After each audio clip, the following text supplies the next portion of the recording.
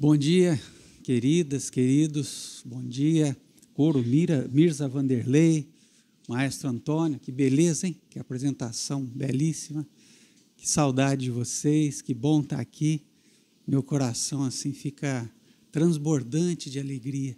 Obrigado, meu amigo Vitor, Vitão, meu amado amigo, por esse convite tão bonito. Que bom ver tantos rostinhos lindos aqui, tanta saudade. E estou vendo aqui a Marina conosco, recentemente o nosso grande amigo da ICI, Carlos Santana, partiu para o coração do Pai de infinita bondade. Que bom que você está aqui, Marina, e o Dr. Carlos está aqui conosco também, sempre foi um pai para essa igreja, um amigo tão querido. E aqui estamos nós, estão também todos aqueles que já se foram, cujo espírito, cuja presença é fortíssima em nós, e certamente estão celebrando aqui conosco também esses 61 anos de vida.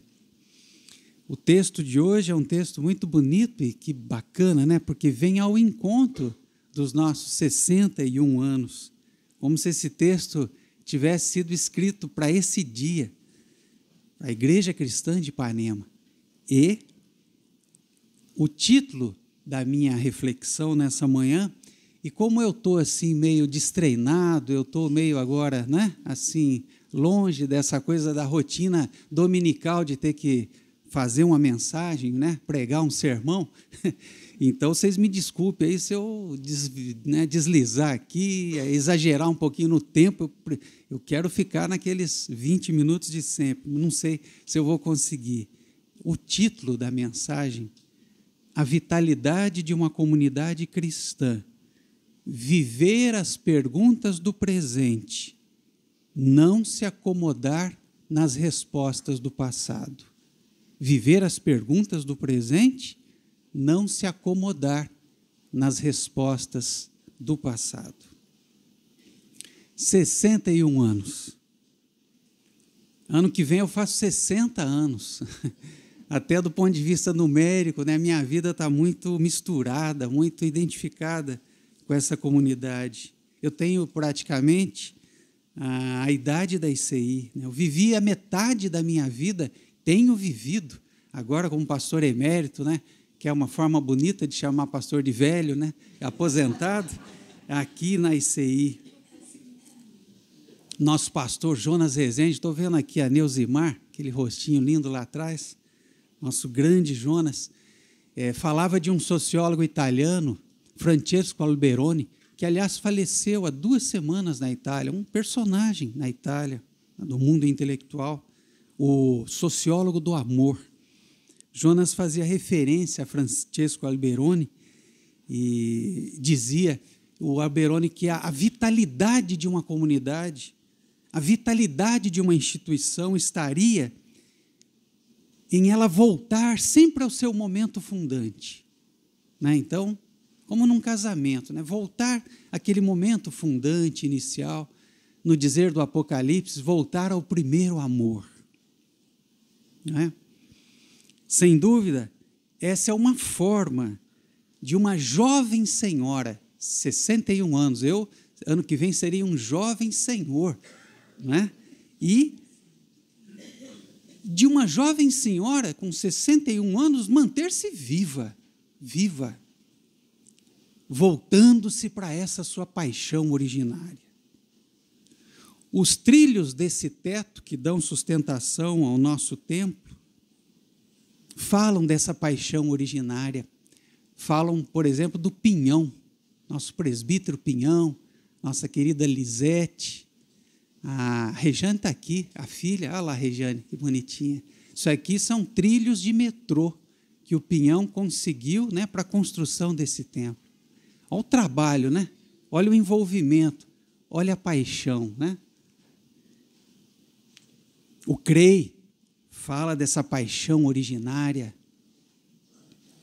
Dona Lene Guzmão, nossa pastora, Vilma, ei, Vilminha, cada vez mais firme, hein?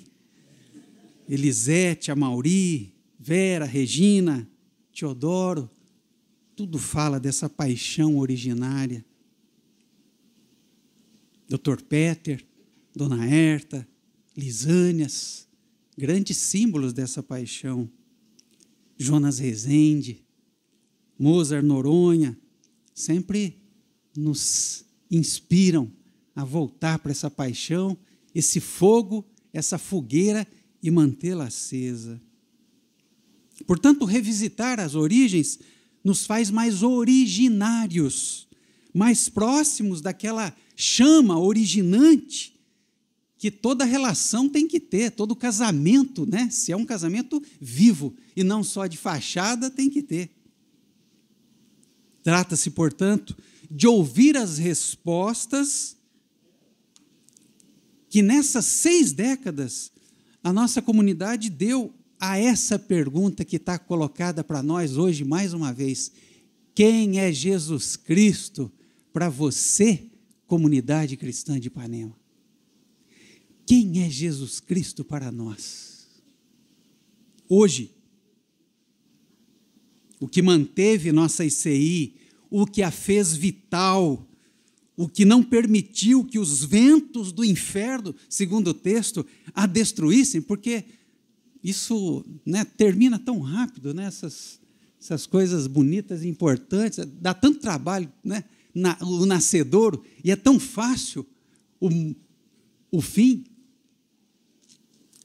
Uma floresta, por exemplo, para nascer, imagina quanto tempo, Vilminha. Mas com um dia, com uma motosserra na mão, vai-se lá e destrói tudo. Cai rapidinho, acabou. Não é fácil manter uma comunidade, não é fácil manter um casamento, não é fácil manter uma relação, não é fácil manter. Por isso a sabedoria de Jesus, as portas do inferno não prevalecerão contra ela. Aliás, um detalhe, fazer um pequeno desvio aqui. O Lutero, comentando esse texto do Evangelho, Vitor, ele diz mais ou menos o seguinte, ele faz uma construção, né, um comentário dele ao texto, que desde que a palavra de Deus vingou, ele usa essa expressão, a palavra de Deus vingou e a igreja apareceu. O grupo de Jesus, a comunidade de Jesus nasceu. Desde esse dia, vai dizer Lutero, o diabo começou a soprar de todos os lados, tentando apagar essa luz divina que sustenta a comunidade. Jamais desistiu, nem parou e não vai desistir nunca. E o Lutero diz, né, naquela leitura bem engraçada, simples e totalmente diferente de uma leitura mais sisuda do texto bíblico, como Calvino, né, o seu companheiro de época, fazia. Ele vai dizer assim, o Lutero, eu vejo agora mesmo, em algum lugar aqui perto, o diabo enchendo suas bochechas e querendo soprar a tenra luz que nos mantém em pé. Olha a imagem, interessante. E aí ele completa naquela forma simples e debochada e engraçada de interpretar as Escrituras. Assim como nosso Senhor esmurrou as bochechas dele desde o início, de modo que saíram dele alguns pequenos puns diabólicos, e embora fedessem desagradavelmente, assim também o fará agora e no futuro, e as portas do inferno não prevalecerão contra ela. Bom, dissemos que a vitalidade de uma comunidade está em ouvir as respostas, né? Que a nossa ancestralidade aí deu a pergunta, quem eu sou para vocês? Vocês se dizem uma comunidade cristã, certo? Tem até Igreja Cristã de Ipanema, tem a cruz aí, está tudo direitinho. Quem sou eu na vida de vocês? Quem dizem vocês que eu sou? Foram respostas lindas, que têm que ser revisitadas, trazidas à memória, mas, e nós? Qual é a resposta que damos hoje a essa pergunta a nós dirigida? Não basta, portanto, é importante, fundamental, mas não é o bastante. Voltar ao primeiro amor, não vou revisitar as respostas do passado. Não podemos nos acomodar naquelas respostas. A vitalidade está também em vivermos essa pergunta hoje, deixarmos-nos tomar pela pergunta, pela interrogação do Evangelho. Eu me lembro que quando eu fiz a minha profissão de fé, lá em Ibiporã, no interior do Paraná, 15 quilômetros de Londrina, meus amigos até hoje ficam gozando comigo, porque aí quando o professor foi apresentar os alunos no primeiro dia da aula do seminário, cada um falava, e eu me levantei e falei, meu nome é Edson, eu moro em Ibiporã, 15 quilômetros de Londrina. Até hoje, os meus amigos lembram dessa expressão. Quando eu fiz a minha profissão de fé, com 12 anos lá em Ibiporã, lembro que eu estava no clube, na piscina, e aí fui, porque tinham marcado para as 2 horas os presbíteros, né? Aquela coisa sisuda, aqueles homens sérios, né? Cristãos, e me perguntavam, você crê que Jesus é o Cristo? Eu, obviamente, sim. Você crê na ressurreição de Jesus? Sim. Você crê que a Bíblia é a única regra de fé e prática? Sim. A tudo que eles perguntassem, eu ia dizer sim, imagina. Mas, qual o sentido dessa resposta? Ser cristão significa acreditar que Jesus é o Filho de Deus? É bacana isso também, mas tem gente, aliás, que duvida um pouco disso. Como o nosso pastor Jonas Rezende, quando escreveu o livro Deus Fora do Espelho. O cientista Vitor Vala, grande cientista brasileiro da Fiocruz, que foi membro aqui da nossa igreja, veio um dia participar de uma celebração de um casamento, depois nunca mais deixou de vir à nossa igreja. O Vitor resolveu fazer a profissão de fé. E quando ele conversávamos, né, com relação ao seu gesto, seu ato, né, uma coisa simbólica, de querer dizer à comunidade, eu me sinto aqui, eu quero ser cristão aqui com vocês. O Vitor dizia, só que eu tenho um problema. Eu tenho muitas dúvidas. E eu não acredito assim, plenamente em todas essas coisas que são ditas. Eu falei, Vitor, esse é um problema seu e de 90% dessa comunidade. Fique tranquilo. O que é? Eu creio, o meu tio, João de Almeida, era um pastor lá no interior de São Paulo, na cidade de Itapeva. Foi pastor lá durante mais de 30 anos. E ele era uma pessoa muito culta, e ele, quando, por exemplo, falava nas mensagens dele, ele usava muito a segunda pessoa do plural, né? Então, por exemplo, ele ia fazer um casamento. Vós, nubentes, prometeis, né, que fareis de tudo para estardes na presença do Deus maravilhoso. Vós, irmãos e irmãs, que estáis aqui, coisa bonita, né? Aliás, o tio Joãozinho era o príncipe dos casamentos lá no interior de São Paulo, como o nosso Jonas era aqui no Rio de Janeiro. E aí um dia ele foi fazer um batismo de um casal, né, de 2 crianças, numa zona rural lá de Itapeva. E aí ele chegou e perguntou, né, na hora das perguntas, né, tem que perguntar para os pais. Né? Então agora me dirijo aos pais, prometeis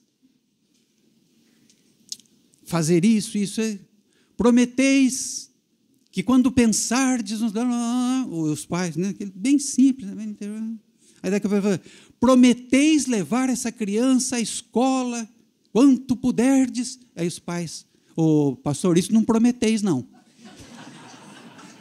porque nós não temos, então, você vê, o que estava sendo dito ali, o que estava sendo entendido, sabe? O que é ser cristão? O que é ser uma comunidade cristã? A pergunta de Jesus é impressionante. Ela é fulminante. Quem vocês dizem que eu sou? O pronome quem, vejam, não é o que.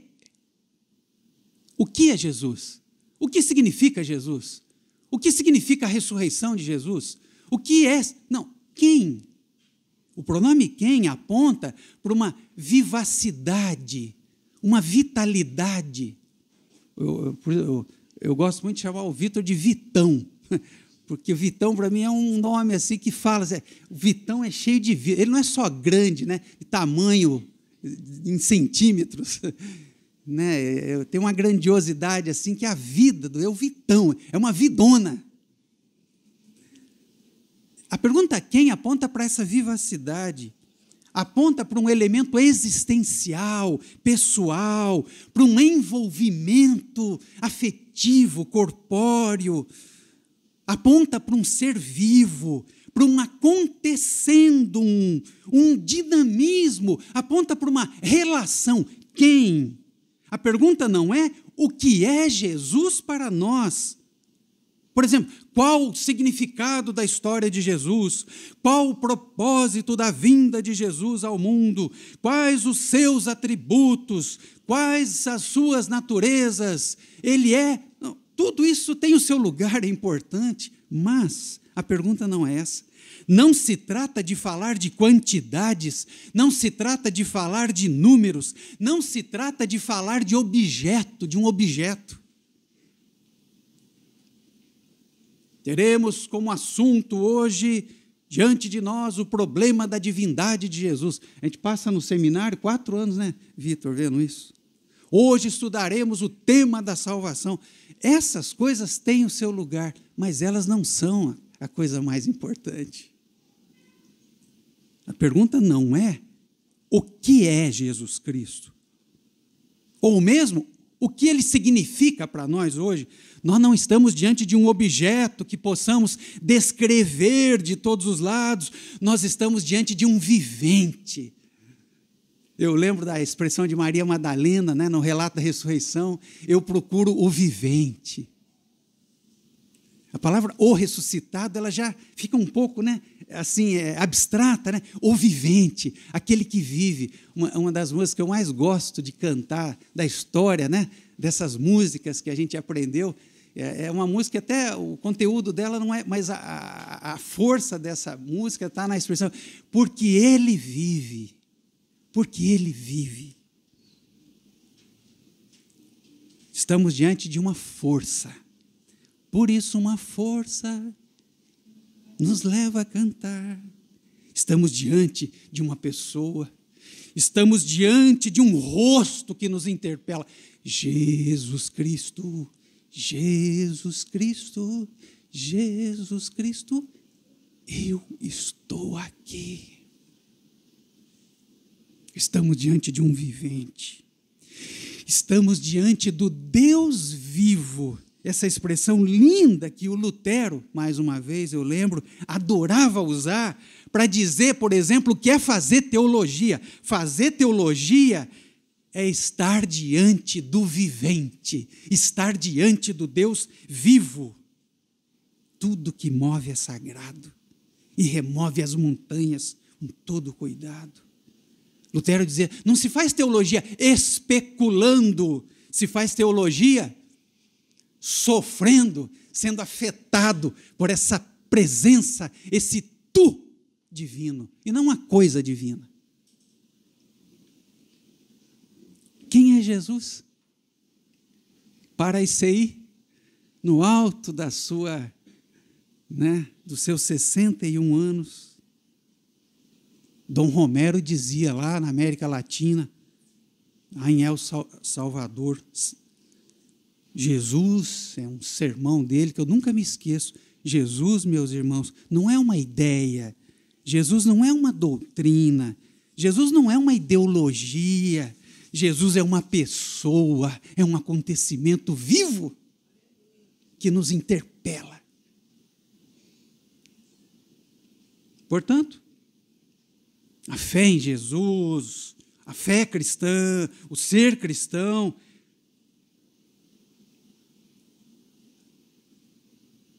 ele tem que acontecer não no registro necessariamente de uma resposta. A gente sempre está perguntando como pessoa, como comunidade, a gente sempre está sempre, de alguma maneira, buscando respostas, digamos assim, uma resposta para as nossas perguntas.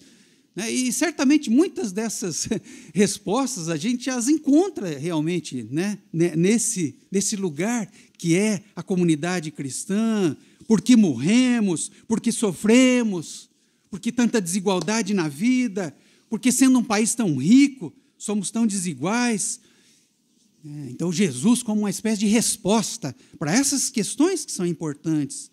Jesus é a resposta. É a resposta. Mas estamos diante de um texto central no Evangelho de Mateus, no qual Jesus não aparece como uma resposta. Jesus aparece como uma pergunta. É bom quando Jesus aparece como uma resposta, né? Mas não é tão bom quando ele aparece como uma pergunta. É mais fácil. Uma pergunta que nos interpela, uma pergunta que nos incomoda, uma pergunta que nos desestabiliza. Eu me lembro do livro do Rilke, né? Cartas sobre o Jovem Poeta. Esse livro é belíssimo, porque exatamente é o jovem, né? Está querendo seguir a carreira militar, mas ele começou a gostar de poesia e está lá, inclusive, escrevendo alguns poemas. Aí ele se dirige ao Rilke dizendo assim, o que você acha dos meus poemas? Eles são bons? E aí ele manda para esse, para aquele. Vitão, dá uma analisada. Você acha que eu tenho vocação? Eni, por favor, você acha? Dá uma olhada nesse verso. O Rilke fala assim, jovem, faz o seguinte, para de buscar respostas e viva a pergunta que está colocada para você. Devo ser poeta? E faça essa pergunta mesmo lá na noite mais profunda e, sobretudo, naquela noite de insônia. Eu devo ser poeta? Eu devo... Se eu não fizer poesia, eu não consigo viver? Responda essa pergunta. Não fique atrás de respostas. Viva as perguntas. Portanto, Jesus não é apenas uma resposta às nossas buscas, mas Ele é uma pergunta que intensifica as nossas buscas. Para uma fé mais infantil, né? Vamos ser sinceros, não sei se vocês concordam comigo, que a fé tem isso também, há fés mais infantis, há fés mais adultas, não é verdade? Para uma fé mais infantil, as respostas são fundamentais, e é importante mesmo. Mas para uma fé mais adulta, o fundamental são as perguntas. Elas que nos mobilizam, elas que não nos deixam parar, elas que não nos calcificam num determinado lugar de glória, e a gente envelhece com 20 anos, com 30 anos. Não precisa nem fazer 60, 70 anos. Mas os velhos que fazem perguntas, esses não envelhecem facilmente. Então, retomando a pergunta de Jesus. Quem sou eu? Se fosse o que sou eu, a gente até podia responder com os nossos dogmas. Você é o Filho de Deus e o Filho do homem. Você é a terceira pessoa da Trindade. Mas a pergunta é, quem é Jesus? E essa pergunta não pode ser resolvida e respondida objetivamente. Quem? O pronome quem aponta para um envolvimento, uma relação, uma preocupação. O teólogo que o Vitor estudou, fez o doutorado dele, o Paul Tires, dizia, né, que a fé é uma espécie de preocupação última. É você estar tocado por uma coisa assim que te mobiliza inteiro. Você não consegue pensar em outra coisa senão naquilo. É mobilização. Você está afetado por alguma coisa que te toca e que você não consegue explicar. Quem é Jesus para a nossa comunidade? A pergunta não é pela quantidade de símbolos que na nossa igreja apontam objetivamente para o fato de que somos cristãos. Temos um coral, maestro Antônio, que beleza, graças a Deus. Temos aqui uma mesa eucarística, essas velas acesas, né, da tradição cristã. Outro dia entrou uma jovem aqui, eu estava aqui há uns 10 anos, entrou uma jovem, viu essas velas acesas e depois do culto veio falar comigo. Ô pastor, eu achei que estava numa igreja evangélica, mas entrei numa igreja católica, né? A pessoa ficou assustada porque viu as velas aqui, né? Enfim, temos aqui a cruz, que assim, não precisa mais nada para dizer, ó, isso aqui é uma igreja cristã, correto? Temos um templo, temos até uma confissão de fé, temos uma confissão linda, a nossa confissão de fé. Eu até convido vocês depois a lerem a nossa confissão de fé. Temos um estatuto, mas isso diz que somos cristãos? Quem? Quem é Jesus? Somos reconhecidos, inclusive, por outras igrejas cristãs. O CONIC, Conselho Nacional de Igrejas. Tudo isso são coisas, tudo isso são números, tudo isso são o que eu chamaria de informações eclesiais, informações cristológicas. A gente passa 4 anos num seminário recebendo uma teologia como informação teológica. A pergunta não é pela quantidade das coisas que sabemos sobre Jesus, ou dos símbolos que temos dele, a pergunta é pela qualidade da nossa relação com Jesus. A pergunta não é pela quantidade de vezes que o Vitão diz eu te amo para o Joãozinho e para a Leila. A pergunta é pela qualidade desse amor.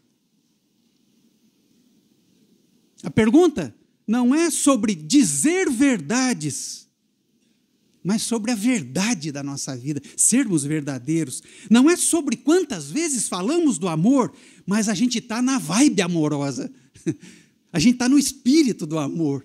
E às vezes a gente fala do amor, parece que está com uma faca na mão, está com um punhal na mão. Não está na vibe do amor, mas está falando de amor. Vocês concordam comigo? Não é sobre termos ou não, Vitão, um título de pastor, mas é se cuidamos ou não do ser que somos nós, do ser que é o outro. A pergunta é, quem é Jesus, em quem cremos? A coisa bonita da resposta de Pedro é o reconhecimento dessa vivacidade dessa relação. Você é o Deus vivo, você é o Messias. Eu vou fazer uma brincadeira com essa palavra de Messias. Você é o Messias, o Mexia, o que mexe, o que revira, o que desarruma a casa, o que não me deixa quieto. Né? O que me faz certinho, o que me faz bonzinho, o que me faz ter, né, uma vida corretinha, o que me faz ter a verdade sobre você, nada disso. Tanto que minutos depois, se vocês observarem o texto, esse mesmo Jesus que diz, tu és Pedro, e sobre essa coisa tão bonita que você falou, eu acho que a igreja é isso, é como Jesus dissesse, é essa confissão de uma relação. Logo depois o Pedro chega, quando Jesus, bom, está bom, a conversa foi boa. Aliás, no Evangelho de Marcos não tem nada desse negócio de igreja.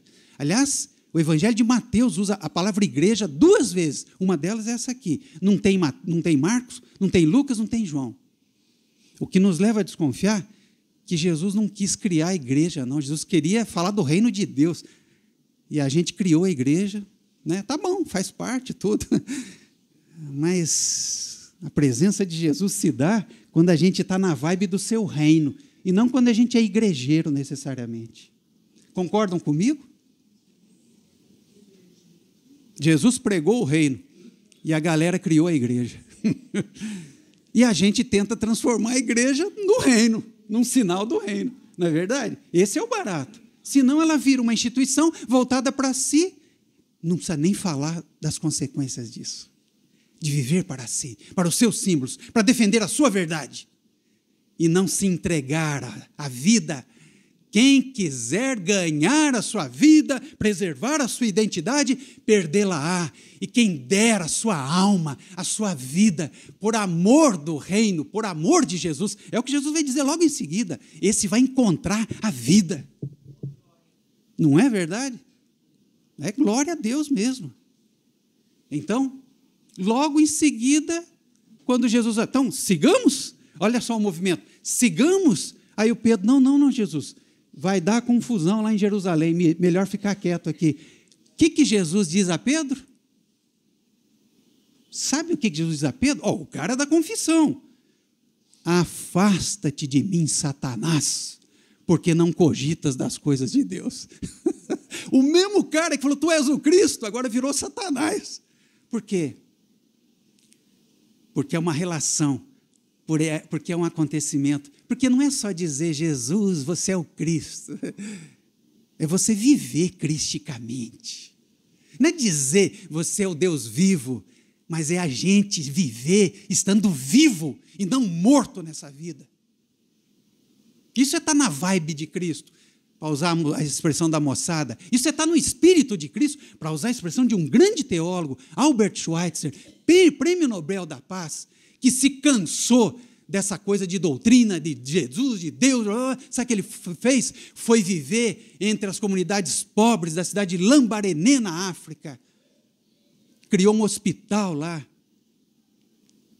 Se tornou médico. Doutorou-se em medicina para poder ajudar aquela gente. E de vez em quando voltava para a Europa para fazer uns concertos sobre Johann Sebastian Bach, o maior intérprete de Bach da Europa àquela altura. Ia lá só para recolher dinheiro para levar para Lambaréné, para alegrar o coração daquela comunidade. Prêmio Nobel da Paz.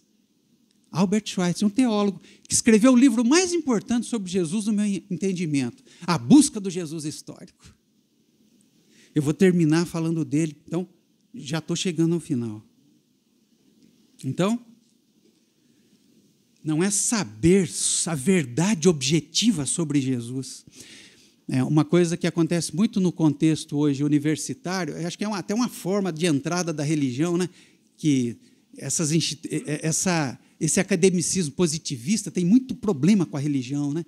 A religião tem que sempre entrar pelas portas do fundo. A religião é sempre, né? É o que? Alienação, é sempre infantilismo, é sempre... Então, mas hoje tem uma pesquisa muito forte que está dentro da academia, que é a pesquisa sobre o Jesus histórico, por exemplo. Né? Então, aqui na Universidade Federal do Rio de Janeiro, por exemplo, tem representantes importantes dessa pesquisa dentro da academia. Né? Então, a verdade sobre Jesus, o que dizem os evangelhos, o que dizem aquelas fontes, o que diz a arqueologia sobre Jesus. A gente poderia continuar, né? O que dizem os pais da igreja sobre Jesus, o que diz Lutero sobre Jesus, o que diz Calvino sobre Jesus, o que diz a Ivone Gebara, a teóloga agora, vamos pular perto de nós sobre Jesus, o que disse a dona Lene sobre Jesus no livreto dela, tão lindo, que a gente está lendo, o que diz o Henrique Vieira, o pastor Henrique, amigo aqui do Vitor, sobre Jesus, o que diz Leonardo Boff sobre Jesus, tem um livro, Jesus Cristo Libertador, é um livro belíssimo, começa com esse versículo de Jesus, quem dizem os homens que eu sou? Tudo isso é importante, tudo isso tem o seu lugar, mas a pergunta é, quem eu me torno no encontro com Jesus? Não é o que eu sei sobre Jesus?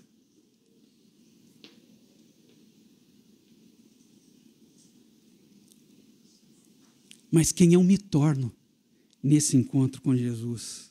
A pergunta não é sobre saber o que é, mas quem Ele está sendo na minha vida. A pergunta é sobre a presença do Espírito de Jesus em nós, a paixão de Jesus em nós, a rebeldia de Jesus em nós, o incômodo de Jesus em nós, as dúvidas de Jesus em nós. O Albert Schweitzer, a que fiz referência, dizia, a verdade sobre Jesus não é a verdade histórica. A verdade de Jesus é como que Ele surge espiritualmente entre nós, dando um sentido para a nossa vida. Não é a verdade sobre Jesus, não é a descoberta do Jesus que realmente existiu, mas é o Espírito dele que dele provém, que se renova no nosso espírito. E à medida que abrimos-nos para esse Espírito, nós temos o verdadeiro conhecimento de Jesus. Seu Espírito ergue-nos, ergue os fiéis que ousam, enfrentar as suas perguntas, encontrar os seus desafios, que não ficam rodopiando na revolta, na insignificância. Essa comunidade se torna livre, de maneira que ela possa ser, no seu próprio mundo, no seu próprio tempo, um canal do Espírito de Jesus. Não fica rodopiando no seu próprio umbigo, não fica rodopiando em volta de si mesmo. Eu me lembro que a nossa madre igreja presbiteriana de Botafogo, de Copacabana, né? Somos filhos lá da igreja de Copacabana. Houve uma época que a grande discussão da igreja era, e mobilizou, e deu briga, e uma coisa, se o púlpito deveria ficar no meio da igreja, ou se deveria ficar na lateral lá do altar. E aí evocou-se Calvino, evocou-se a tradição reformada, evocou-se o presbiterianismo. A palavra tem que estar, maestro, no centro ou lateralmente? Não, a palavra tem... E aí a briga. Olha só. Olha o que o Schweitzer está dizendo. É ficar rodopiando na fofoca, né? E não na palavra viva. É ficar rodopiando na insignificância. É ter como agenda aquilo que é secundário. Não pode ser primário.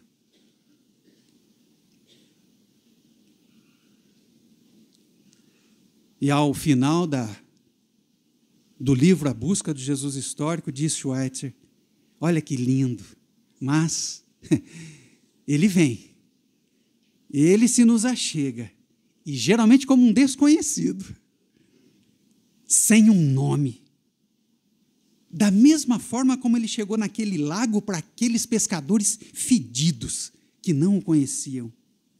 E ele fala a mesma palavra que falou lá, siga-me, siga-me.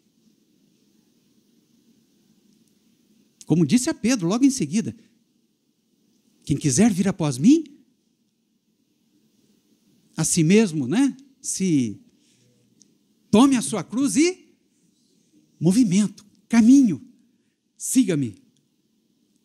E Ele mesmo nos estabelece as tarefas que Ele, através de nós, tem que cumprir no nosso tempo. Ele ordena. E para aqueles e aquelas que conseguem ouvir a sua pergunta, quer sejam simples ou sábios, Ele revelará a si mesmo, nas obras, nos conflitos, nos sofrimentos que nós vamos passar em sua companhia. E como um mistério inefável, nós aprenderemos nas nossas próprias experiências quem Ele é, quem Ele é, quem, e não o que Ele é. Informações sobre Jesus. Estar na relação com Jesus. Bom, terminando, que qualidades vitais estão presentes na nossa comunidade? Que qualidades vitais estão presentes? Não estou falando quantidades vitais, qualidades vitais. Que qualidades vitais estão nos nossos casamentos? Que qualidades vitais estão nas nossas casas, nas nossas relações, na nossa vida política, que significa na nossa vida na polis, né? Nessa arena da cena pública? Estamos na vibe de Cristo? Ou estamos nas informações sobre Cristo? Qual é a qualidade? Então, é simples. Qual é a qualidade das nossas relações? Elas produzem liberdade ou produzem escravidão? Qual é a qualidade dessa palavra cristológica, né? Como cristãos? Ela é criativa, ela é humorada, ela é séria quando necessária, ela é palhaça, ela é arlequim, ela é idiota, como o idiota lá do Dostoiévski, né, no sentido mais lindo desse termo, ou ela é fofoca, falação de coisas secundárias, que não tem essência, não tem... Tem comida na mesa do... Por isso que os profetas são tão importantes, né? É a coisa mais linda do Antigo Testamento, os profetas. Enquanto os gregos estavam se perguntando lá, o que é o ser? O que é a vida? O que é a justiça? O que é o amor? os profetas faziam outra pergunta: tem comida na mesa das viúvas? É isso. Isso é o essencial. Portanto, qual a qualidade dessa palavra? Qual a qualidade das nossas dinâmicas eclesiais? Produzem vivacidade, dão sentido para o nosso caminho, aquecem a nossa existência, criam redes de vida abundante no dizer Jesus. Bom, é preciso terminar, né? Porque senão vocês não me chamam mais aqui por 62 anos de vida. Vai sair o censo agora, né? O último censo. Aí o que estão dizendo é que em 2030 os evangélicos talvez sejam a maioria da população desse país. Uau! Vai ser um país melhor, hein? A pergunta é: qual a qualidade desse número? Eu estou perguntando pela qualidade. Eu não estou perguntando pela quantidade. A qualidade é essa que a gente viveu nesses últimos anos? Quando uma certa concepção de igreja, de cristianismo, quis se impor na cena pública brasileira? Negacionismo científico, obscurantismo, paralisia no campo da educação. Eu sou do campo da educação, o Vitor também sabe o que é isso. Intronização daquele velho lema odiondo, fascista, Deus branco, cristão, patriarcal, acima de tudo, enfiando goela abaixo. Deus nos livre dos portadores da verdade sobre Jesus. Deus nos livre desses puns fedorentos, para usar a expressão de Martinho Lutero. Fedorentos. Que sejamos uma comunidade afetada, tomada, apaixonada pelo Espírito de Jesus. E que venham os 70 anos. Amém.